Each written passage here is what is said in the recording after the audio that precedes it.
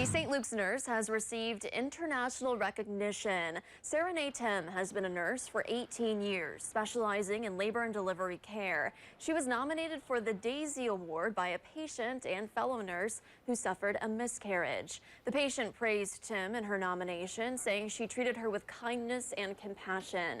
Tim says she feels honored not only to win the international honor, but to be nominated in the first place. The fact that she was a fellow nurse and really understands what the Daisy Award means and what the impact of somebody receiving that was, extra special. It's one of the definite highlights in my nursing career. Tim is the first person ever at St. Luke's to have received a Daisy Award. In addition to a physical award, winners receive grants to further their education. That's something Tim hopes to do. Still